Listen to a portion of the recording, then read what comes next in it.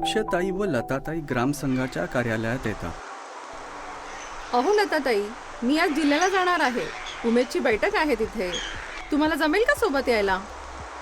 हो जमेल ना. काही महत्त्वाची बैठक आहे का?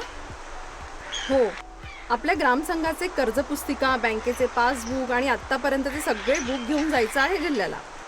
ठीक आहे ताई, या कपाटाची चावी द्या. मी सगळ्या कर्ज पुस्तिका बाहेर काढून ठेवते आणि बँकेचे पासबुक सुद्धा भरून आणते. हो, लगेच भरून आणा. आपल्याला अजून पण खूप कामं आहेत. सगळे व्यवहार तपासून पाहायचे आहेत. हो ताई, लगेच जाऊन येते बँकेत. लताताई बँकेत जाऊन पासबुक भरून आणतात. हे घ्या पासबुक, मी भरून आणलंय.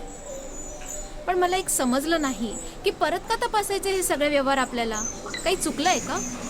नाही हो, काही चुकलं नाहीये. पण काही राहून जायला नको ना, म्हणून एकदा तपासून घेतले केव्हाही बरे. हो बरोबर बोललात तुम्ही. हो चला तर मग 6 महिन्यापासूनचे कर्ज आणि परतफेड यांची जुळवाजुळव करूया.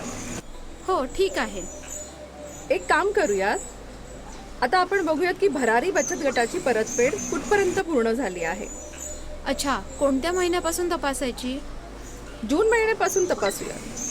हो चालेल, काही हरकत नाही. अरे हे काय, पासबुक मध्ये तर दाखवत आहे की नोव्हेंबर महिन्यात परतफेड आलेली आहे, पण आपल्या कर्ज पुस्तिकेमध्ये याची नोंदच नाहीये. असं कसं? द्या मी बघते. हे घ्या, नीट तपासा. हो ताई, तपासते. हो तपासा, पण लगेच हवंय मला. अहो ताई, आता थोडा वेळ तर जाईलच ना. दुसरा पर्याय आहे का तुमच्याकडे, जेणेकरून आपलं काम लवकर होईल? विसरलात का ताई, मी तुम्हाला आपल्या उमेदच्या ॲपमध्ये सगळे व्यवहार नोंदवायला सांगितले होते. असं कसं विसरेन मी ताई? अच्छा, असं होय. मग परतफेडीचे सगळे व्यवहार लिहिलेत का त्यात? नाही, ते राहिले, कारण मला त्या ॲपमध्ये कसं करायचं याबद्दल माहीत नव्हतं. अहो ताई, तुम्ही इतके प्रश्न मला विचारत असता, मग हे का नाही विचारलं? ताई, तुम्ही आत्तापर्यंत ग्रामसंघाचे कामकाज कसे करायचे हे सगळं शिकवलं मला. मग आता ॲपमध्ये सुद्धा या परतफेडीचा व्यवहार कसा करायचा हे पण सांगा ना. आणा तुमचा मोबाईल, मी शिकवते तुम्हाला. हे घ्या ताई. ॲपमध्ये लॉग इन करायचं. आता इथे रिसिप्ट, पावती यावर क्लिक करायचं. आता उजव्या बाजूला प्लस म्हणजे अधिकचं चिन्ह आहे, यावर क्लिक करायचं. आता परतफेड कधी आली आहे ती तारीख टाकायची तिथे. पैसे बँकेत जमा झाले असतील किंवा चेकने पैसे मिळाले असतील तर पुढे आपल्या बँकेचं खातं घ्यायचं. आणि जर रोख रक्कम मिळाली असेल तर कॅश असं सिलेक्ट करायचंय. आपल्याला चेकने पैसे आले आहेत म्हणून आपण आपल्या बँकेचे नाव घेऊया. पुढे कोणत्या बचत गटाने पैसे दिलेत त्यांचं नाव या यादीमधून निवडायचं.